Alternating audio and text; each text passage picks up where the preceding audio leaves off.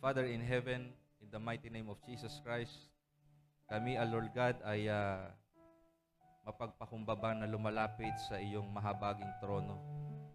O Diyos na buhay, makapangyarihan sa lahat, tanggapin mo po ang aming pagsamba sa iyo sa umagang ito.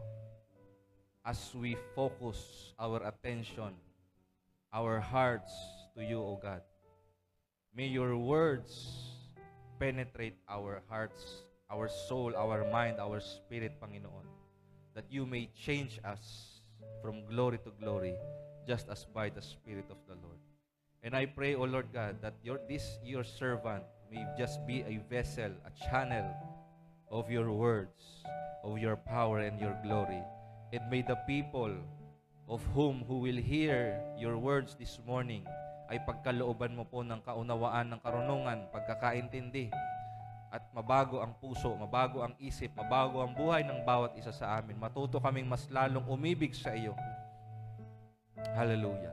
We praise you and we glorify your name. In Jesus' name we pray. Amen. Palakpakan po natin ng Diyos. Amen. Palakpak sa Diyos. Amen. Amen. Di ba? May hiyaw pa. Glory to God. Ganon dapat. Di ba? Meron yun, faith ng little child. Kasama pa pala yun. Di ba? Mas higit pa yun sa pananampalataya ng matanda. Oo. Sabi niya, kung hindi mo mahigitan yung pananampalataya ng mga bata, hindi ka karapat dapat sa kaharian ng Diyos. Kaya, palakpakan natin si Lord. Woo! Diba? Yan ang pananampalataya ng mga bata. Amen po ba? Talagang, sabi ko nga doon sa kausap ko kahapon, galing kasi akong Carmona. Sabi ko, nakakatuwa yung mga bata pag tinuruan mo ng Word of God, ang bilis maniwala. No? Bilis maniwala sa Word of God, ang bilis sumunod.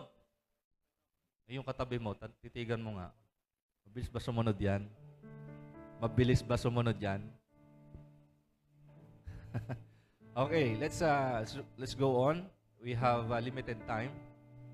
So, part 2 ng fear of the Lord. So, konting recap lang po. There are two types of fear. Number 1 is being afraid or having a terror. Takot ka sa Diyos, ayaw mong humarap, parang may phobia. Yun yung isang type of fear. Okay? It is an emotion that is unpleasant. Okay? Na nararamdaman ng isang tao dahil naniniwala siya ng isang tao o isang bagay would likely cause or be a cause of danger, harm, or pain. Second, the second type of fear is having an awe. Sabihin nyo, awe. Hindi yan awe. Awe of God. This means amazement, reverence, and wonder. Amen? Pag meron kang awe, ibig sabihin, kapag dumarating ang tao ito, you feel amazed. You have such a respect for that person. Diba? Kapag dumaan itong taong ito, pag nakasalubong mo itong taong ito, mapapahinto ka. Masinggot mo lang yung malanghap mo lang yung amoy niya, bigla kang mapapahinto. Kasi alam na alam mo siya yung dumaan eh. Amen? Oh. Ganun siya. Diba? Pag dumaan yung crush mo, alam mo yung amoy ng pabango niya eh. Tama ba? Tapos hindi mo mapigilan na hanapin. Ano bang amoy nung pabango nun? Bibiling ko din para magkaamoy kami. Diba? Sana ganyan tayo kay Lord, Hallelujah. So, having an awe is a feeling of amazement and admiration caused by something beautiful. Tignan mo yung katabi mo. Sabi mo sa kanya, napakaganda mo talaga. Happy birthday, Kuya Eric. Batiin naman natin si Kuya Eric na happy birthday.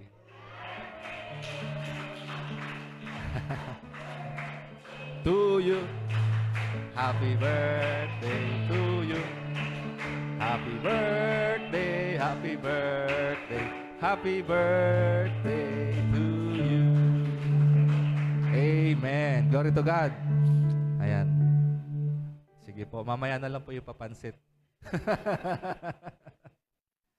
Okay, something beautiful, unexpected, remarkable, or inexplicable. Di ba? Minahal kita hindi lang dahil maganda ka. Minahal kita sa taglay mong pambihira. Di ba? Hindi niya ma-explain. That's why you are in awe. Inexplicable. Di ba? Oh. Si Kuya, nung na-inlove kay Rhea, hindi niya ma-explain.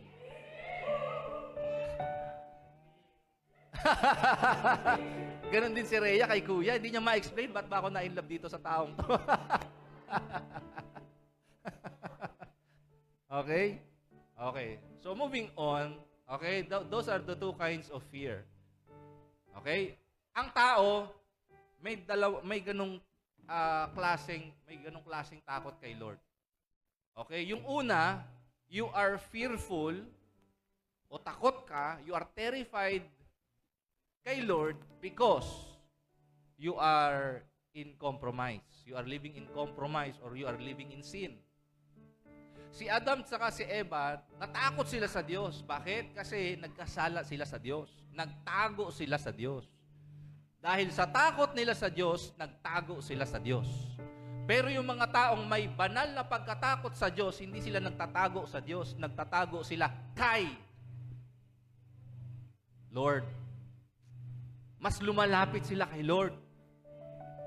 Psalm chapter 91 in verse 1.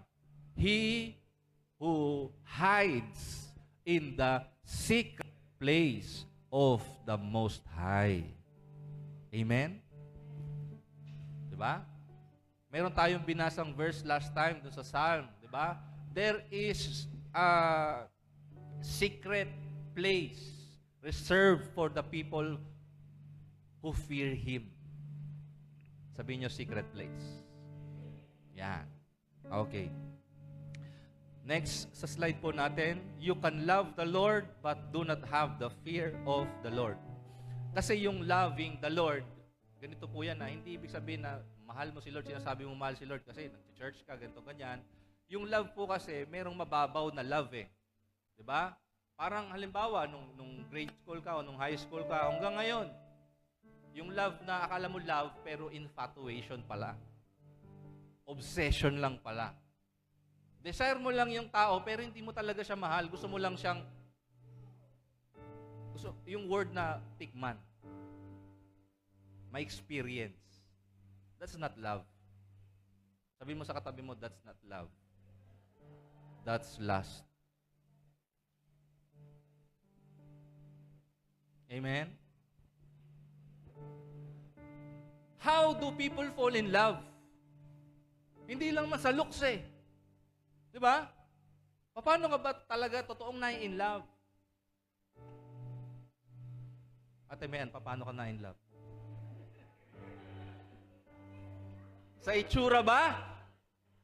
Sa kisig ba ng katawan? Ate Che, paano ka na-in love kay Kuya Eric?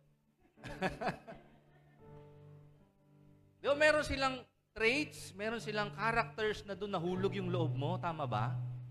Di ba? Yung bang pag tininan mo siya, hindi naman kagwapuhan to.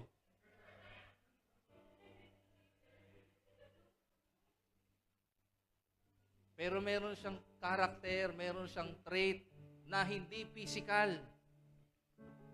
Amen? Doon ka na in love. Yun ang totoong in love. Hindi nakita mo sa face value. Hindi yung binibigay niya sa'yo tuwing nagkikita kayo, nililibre ka niya sa McDo, sa Jollibee, I love you. Hindi ganun yun. Hindi love yun. Linta yun. Sasabihin ko sa inyo totoo, linta yun. Minamahal ka lang niya kasi may naibibigay ka. Paano pag wala na naibibigay? Hindi ka na niya mahal, iiwan ka na niya, ipagpapalit ka na niya. Hindi love yun. Sabi sa katabi mo,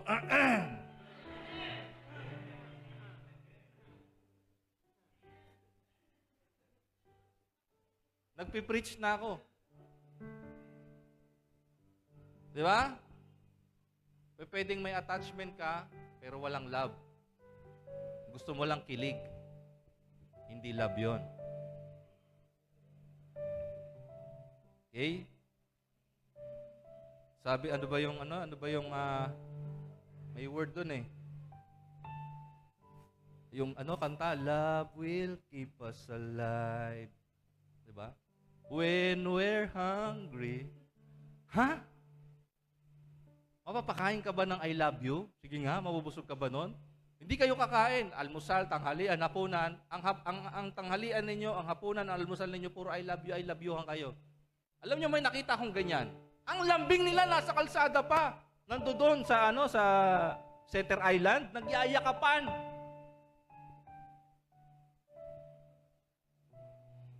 Pero dang papayat. Walang makain. Love lang talaga nila isa't isa. Gusto nyo ba yon? Ha?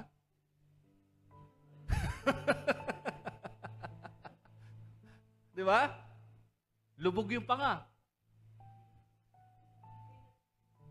Pero love na love nila isa't isa.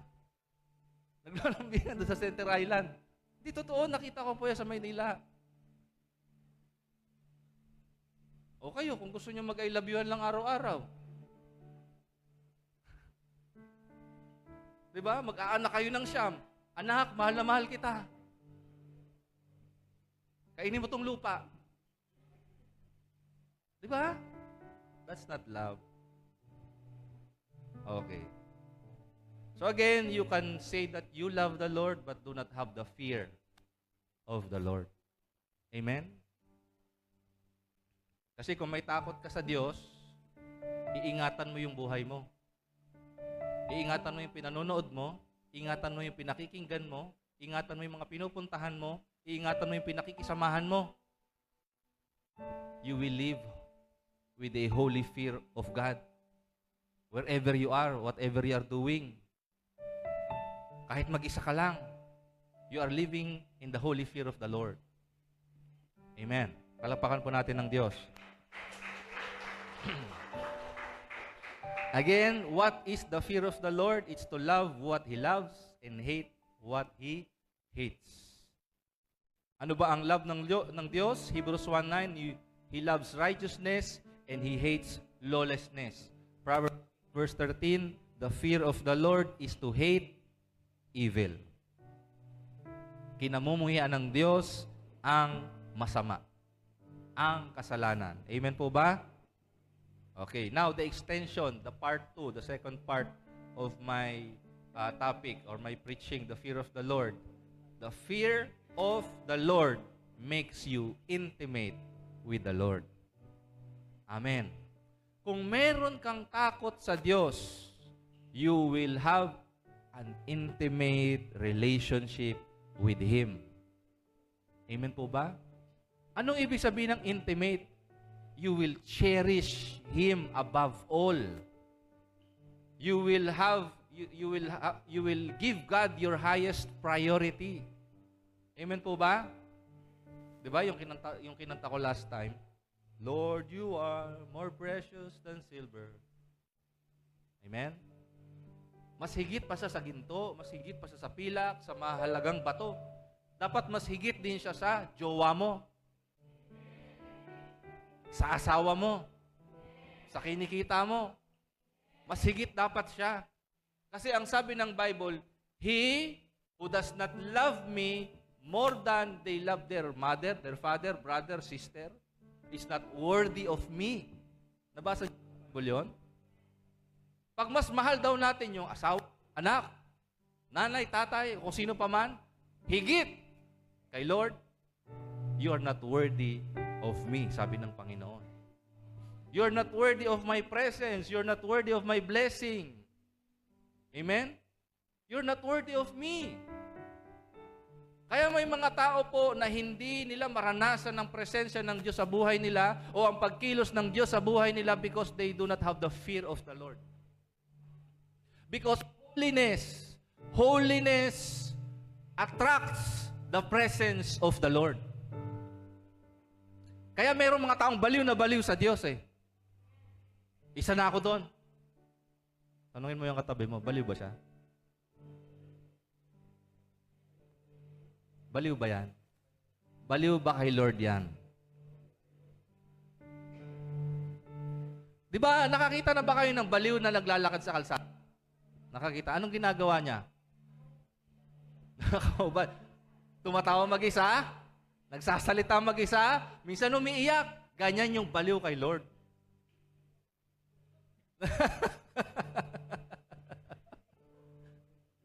Minsan tumatawa, minsan umiiyak, minsan nagsasalita din mag-isa. Alam niyo ba si Hannah, yung nanay ni Samuel? Sinabihan din siyang baliw ni Eli. Kasi nagpe-pray siya, nagsasalita siya mag-isa doon sa templo. Sabi nga, mas okay pa na masabihan akong baliw. Eh, baliw naman kay Lord. Amen po ba? Eh, yung iba baliw na baliw sa jowa.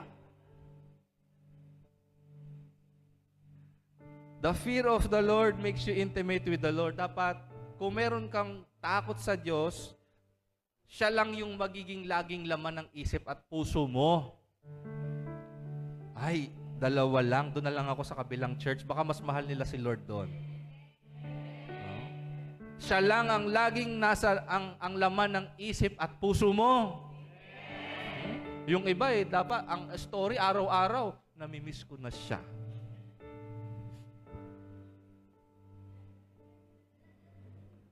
Mayroon pa yung NGL. No, may NGL pa yon, no? Message me.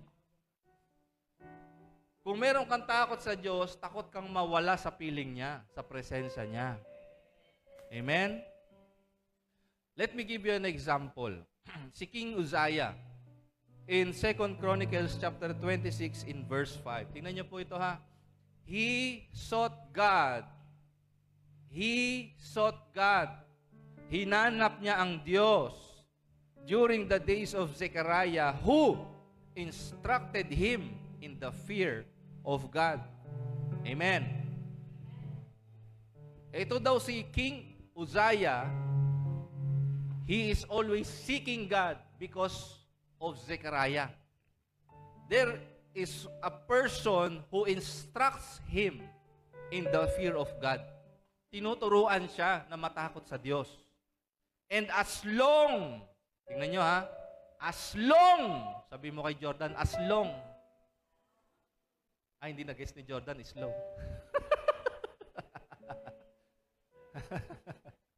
Sabi ha, as long as he sought the Lord. Ano next? God gave him success.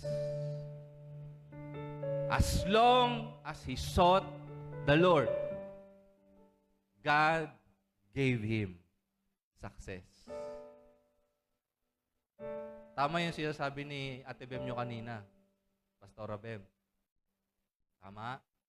Hindi yun sa pamamagitan ng sarili nating lakas. You seek the strength of God. Alam nyo, may natutunan ako kahapon.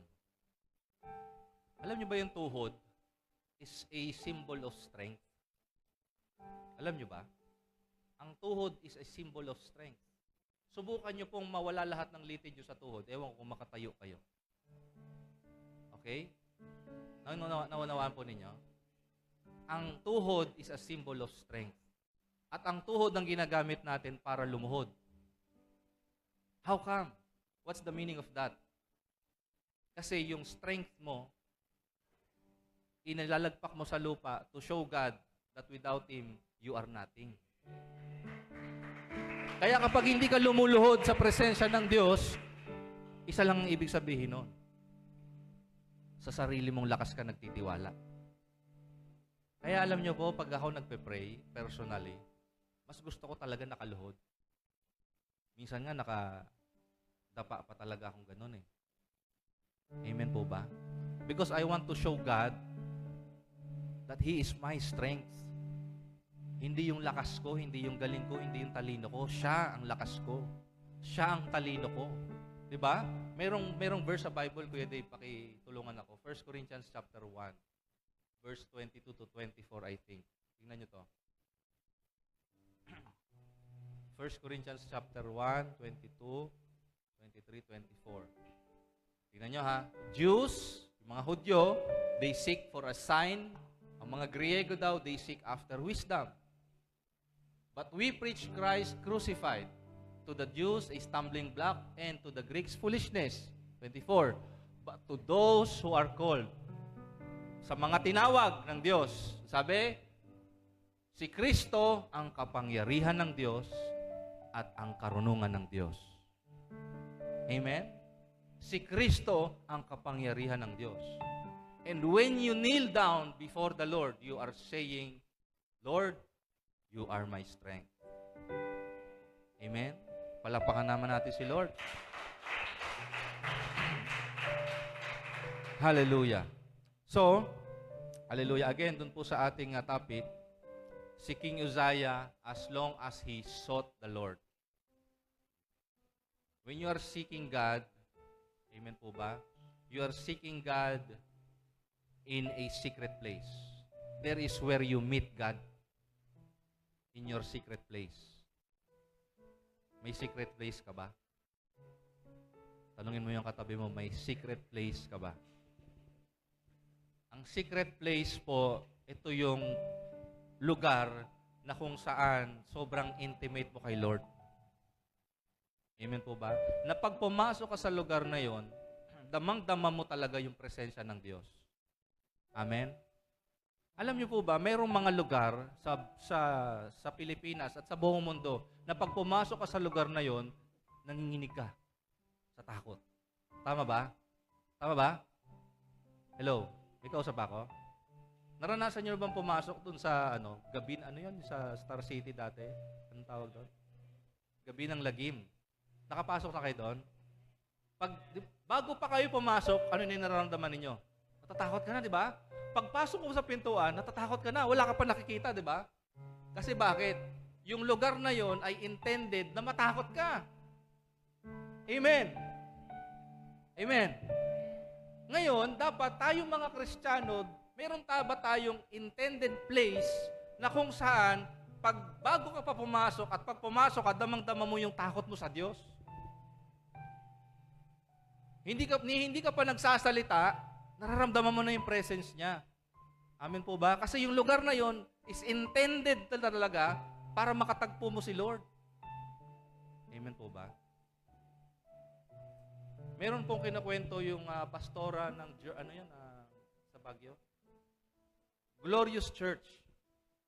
Si Wyden King, na may-ari ng Abraham Holdings, dating may-ari ng Anito Inn, na ngayon ay Kabayan Hotel, ay nagtayo o may plano magtayo ng 25 prayer towers. And currently, meron na nakatayong 12 prayer towers sa Visayas and Mindanao, I think. Wala pa dito sa Luzon. At yung prayer towers na yon ay designed after the Tabernacle of Moses. Sabihin, may outer court, may inner court, at may Holy of Holies. Ngayon, ang kwento po ni Pastora Karen, ang bilin po nung caretaker ng lugar, pagpapasok po kayo dyan, lalo na doon sa Holy of Holies, dapat nakayuko, tapos paluhod. Nakaluhod, tapos nakabaw. Tapos paglalabas ka, ganun din.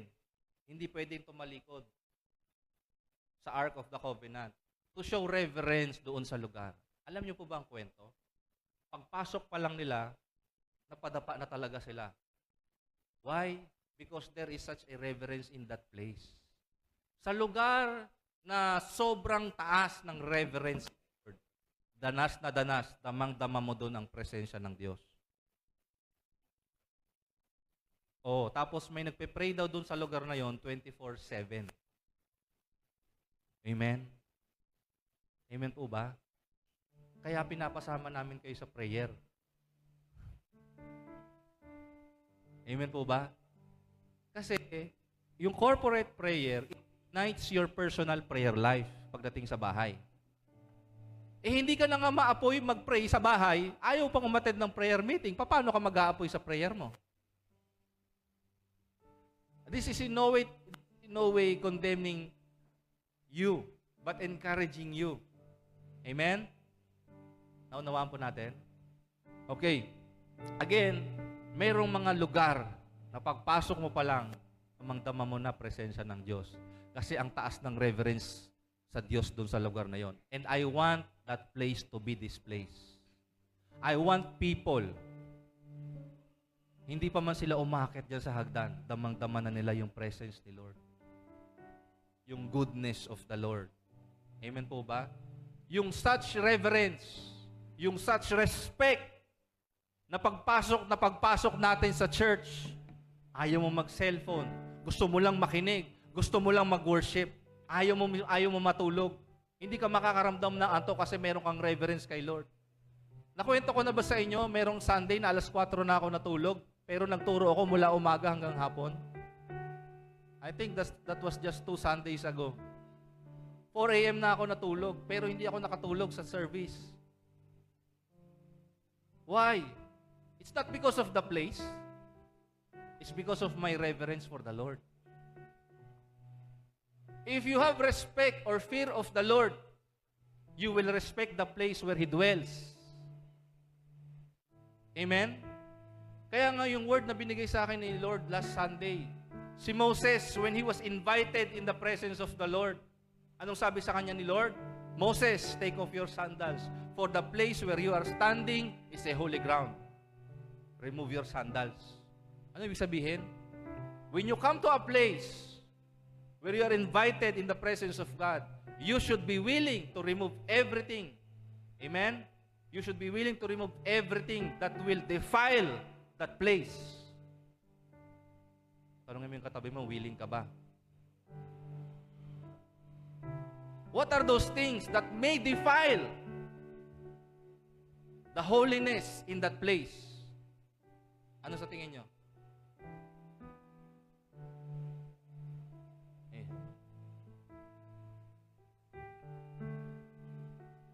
Bigyan ko kayo ng example. Umakyat ka sa church. Nagbukas ka ng cellphone. Ang binuksan mo, porn site. Reels na mga bastos. Nag-ML ka sa church. You are degrading the house of God. You are defiling the house of God. Amen po ba? Biro mo, hahawakan mo yung gitara, magpapatugtog ka ng ano yun? Mga secular music na alam mo naman na bastos, may mura, gagamitin mo instrumento ng ginagamit para sa Panginoon para bastusin din siya. Meron ba tayong takot sa Diyos?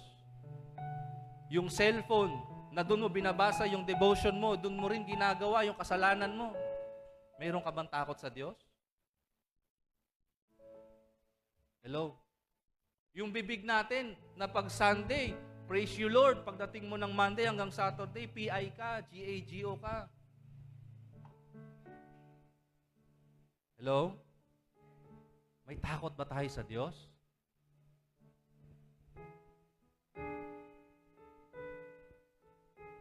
I hope you are being convicted by the Spirit of the Lord right now.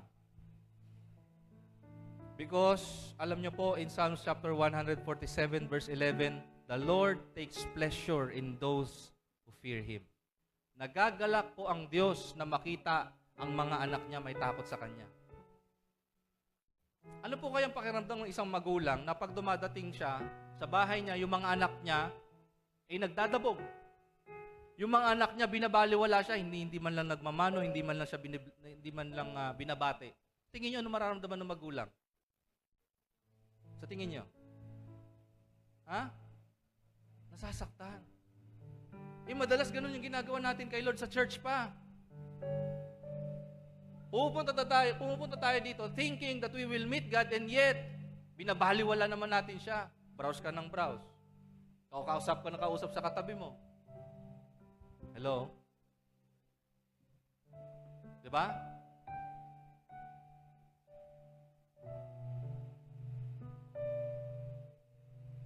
Bukod po sa faith, kasi diba, sabi dun sa Hebrews 11 verse 6, but without faith, it is impossible to please Him. I will add to that, you should also have fear of the Lord. Meron ka ng faith, wala ka namang fear of the Lord. Sabi ni James, ni Apostle James, show me your faith. Hindi yung kanta yun, ha? Show me your faith, Lord. Hindi, ha? Pakita mo yung pananampalataya mo sa pamamagitan ng mga gawa mo. Kung totoo kang sumasampalataya. Tanungin mo nga yung katabi mo, totoo ba yung faith mo? Yung faith po should be evidenced with our works, followed with our works. Amen? Amen. Now, next, the fear of the Lord turns you away from sin. Pag meron kang takot, ito yung nagbibigay sa'yo ng kakayahan na tumalikod sa kasalanan. Exodus chapter 20, verse 18 to 20. This was the instance wherein nung binigay na kay Moses yung 10 Commandments. There were thunderings. There were loud noises on the mountain. Amen? Nakita ng mga tao yung thunderings and yung loud noises doon sa Mount Sinai. And then sabi rito, when the people heard the thunder and the loud blast of the ram's horn, and when they saw the flashes of lightning and the smoke billowing from the mountain, they stood at a distance, trembling with fear. They stood at a distance. Ito po yung mga Israelita na walang intimacy kay Lord. They stood at a distance. Kaya sinasabi ko sa inyo mga kapatid, where you sit at church, sometimes means your status with God. Tagalugin ko para maunawaan ninyo, baka sakaling lumipat sa unahan yung iba. Kung saan ka nakaupo tuwing Sunday sa church, sometimes can mean your status, your relationship status with the Lord. Hindi ko sinasabing kayo yan, ha? Amen? Pero hindi ko rin sinasabi na kahit nakaupo ka sa unahan, okay yung status mo kay Lord. Vice versa lang yan. Amen? Pero maraming tao po talaga, pinipiling uupo sa likod para matakpan sila. Hindi sila makita ni pastor. Para makaiwas sila ng tingin kay pastor. Kasi pagka naririnig nila yung pangangaral ni pastor, natatamaan sila, kaya magtatago sila sa likod. O kaya magsi-CR. O kaya kunwari may tumawag, wala naman, di naman nag-ring. Tinatamaan lang talaga sila ng salita ng Diyos. Again, pag ako nagpipreach, hindi ako nagpapatama. Pero kung tinamaan ka, mag-repent ka na. Magbago ka na. Sabi mo sa katabi mo, magbago na tayo. Ay, ang hina. Lilipat na nga ako ng church. Doon ako sa Carmona. Sabi mo sa katabi mo, magbago na tayo.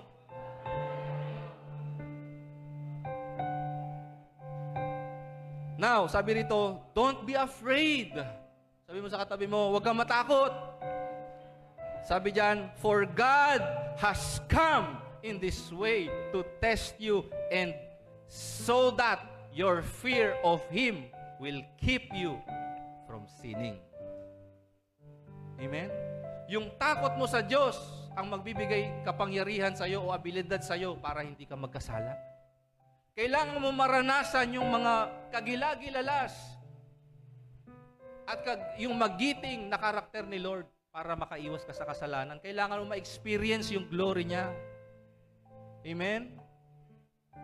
Kasi kung hindi mo ma-experience yung glory niya, magpapatuloy ka sa cycle ng kasalanan. Amen? Halimbawa, ganito, pupunta ka ng church. Galing ka sa kasalanan, pupunta ka ng church. Pupunta mo sa church, narinig mo yung preaching, umiyak ka sa altar.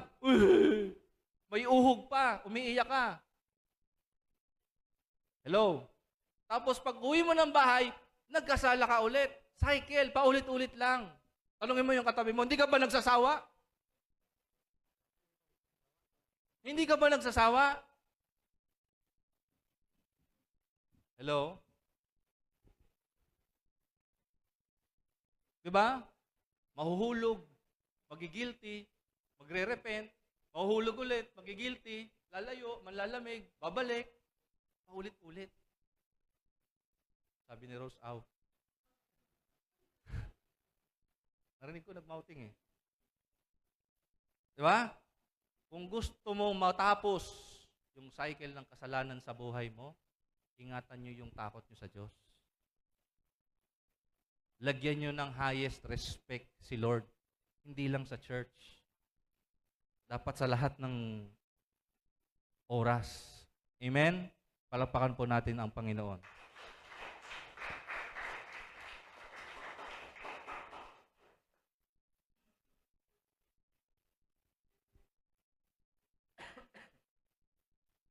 Hallelujah. The fear of the Lord brings you closer to Him. Amen? It brings you closer to Him, not farther.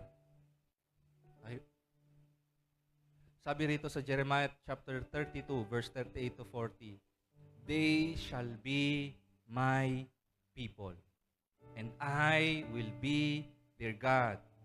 Then I will give them one heart and one way, that they may fear me forever." Kaya alam na alam natin kung sino yung may takot sa Diyos. Kaisa natin ng espiritu, kaisa natin ng puso, kaisa natin ng layunin.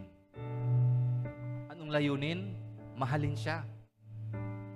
Because that's the greatest command eh. To love the Lord your God with all your heart, soul, mind, and strength.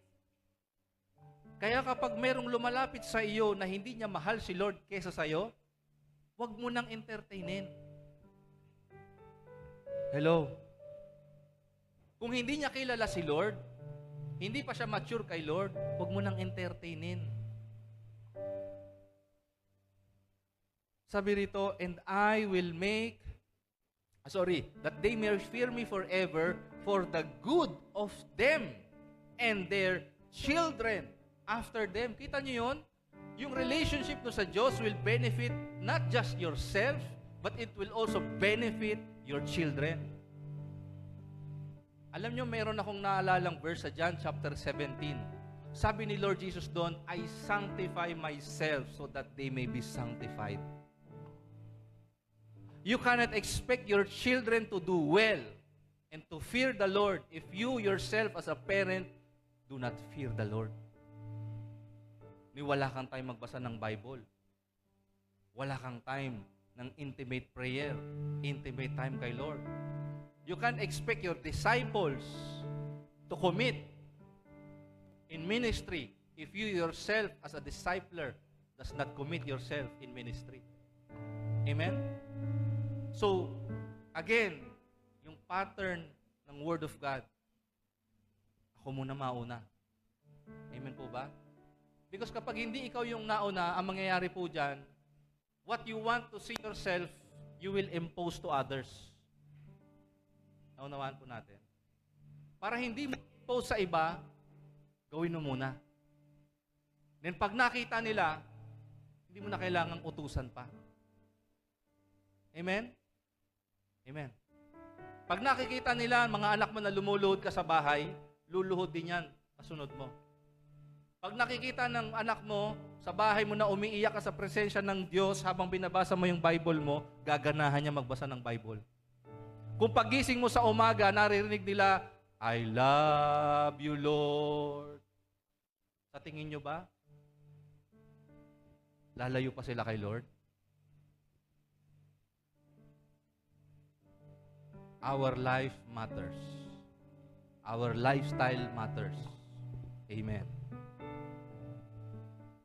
"I will make an everlasting covenant with them that I will not turn away from doing them good, but I will put my fear in their hearts so that they will not depart from me." Amen po ba? They will not depart from me. Amen. The fear of the Lord gives way to His blessing. Secondary na lang po ito, kapatid. Secondary na lang yung blessing eh. Amen po ba? Ang greatest reward talaga natin ay siya. Yung presence niya. Kasi aanhin naman natin, sabi nga ni Lord, di ba? Aanhin mo yung buong kayamanan, makamit mo lahat ng yaman sa mundo, you will lose your soul. Amen? Pero, blessing po, sabi rito sa Psalms chapter 128, 1-4, "Blessed is everyone who fears the Lord who walks in His ways, and when you eat the labor of your hands, you shall be happy, and it shall be well with you. Your wife shall be a fruitful vine in the very heart of your house, your children like olive plants all around your table. Behold, thus shall the man be blessed who fears the Lord. Sino yung taong pinagpala? Siyang may takot sa Diyos. Proverbs chapter 19 verse 23, the fear of the Lord leads to life. Amen. The fear of the Lord is the evidence that you have a genuine relationship with God. The fear of the Lord is the evidence that you have a genuine, sabihin nyo nga po, tunay, hindi fake. Amen? Hindi fake. Kapag tunay ang iyong takot sa Diyos, ay tunay ang iyong relasyon sa Diyos, meron kang takot sa Diyos. Amen po ba? Parang sa mag-asawa. Kapag tunay yung pag-ibig mo sa Kanya, takot kang mawala siya. Hindi ka gagawa ng mga bagay na maaari makasakit sa Kanya. At pag na-discover niya yung bagay na yon, hihiwalayan ka niya. Hindi mo sasadyaing gawin yon kasi mahal mo siya. At takot kang mawala siya. That's the healthy fear of God. Amen? Ngayon, halimbawa, dahil mahal ko si Lord, hindi ako magsasalita ng mga kasinungalingan. Kasi ayaw ni Lord yung kasinungalingan eh. Amen? Ayaw ni Lord ng masamang kaisipan. Ayaw niya na magnakaw ka. Ayaw niya na pumatay ka ng tao. Ayaw niya na magtanim ka ng galit. Amen? And so on and so forth. Ayaw niya na mangalunya ka sa isip man o sa gawa. Diba? Magnasa ka sa babae o sa lalaki. Ayaw ni Lord yon. So if you have this fear of the Lord, it will be evident. Kitang-kita, halatang-halata. Sabi mo sa katabi mo, titigan mo sa mata, kitang-kita, halatang-halata. Kahit hindi nyo i-post sa Facebook yung mga Bible verse, sa buhay pa lang, sa lumalabas sa bibig pa lang, kung saan pa kayo pumupunta, kitang-kita, halatang-halata. Amen po ba? Hallelujah.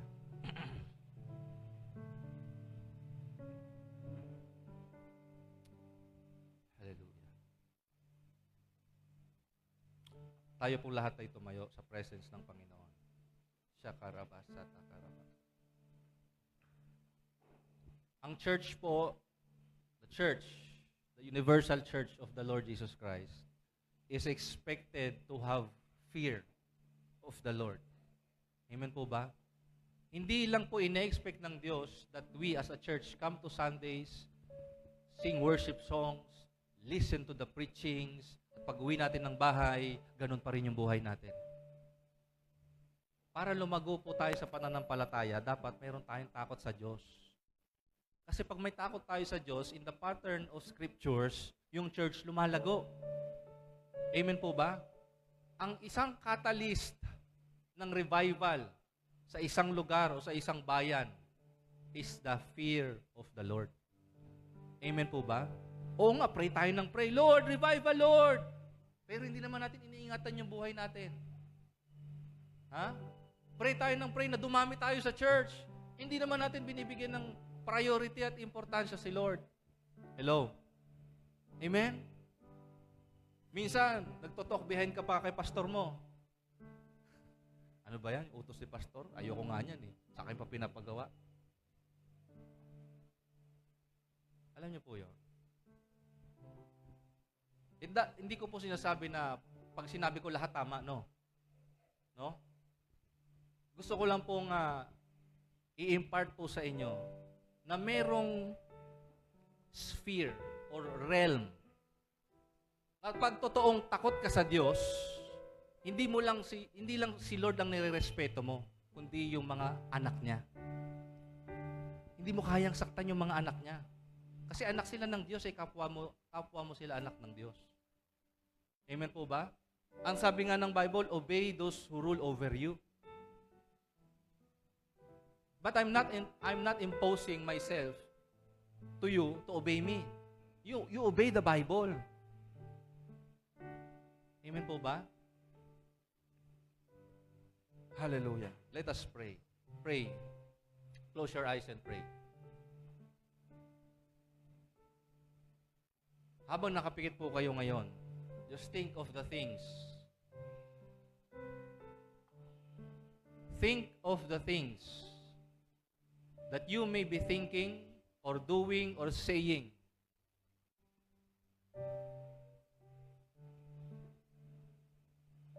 na nakokorrupt yung takot mo sa Diyos or nawawala yung takot mo sa Diyos.